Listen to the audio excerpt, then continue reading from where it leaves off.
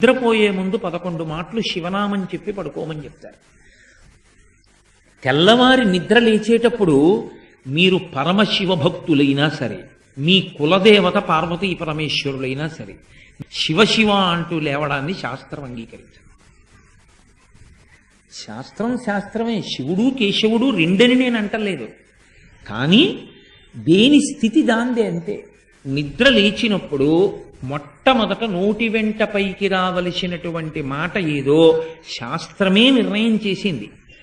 ఇంకా వేరొక మాట ఏదీ నోటి వెంట రాకూడదు. మొట్టమొదట తెలివి రాగానే రావలసిన మాట ఒక్కటే, అది 3 మార్లు పలికి లేవాలి మనసం మించింది.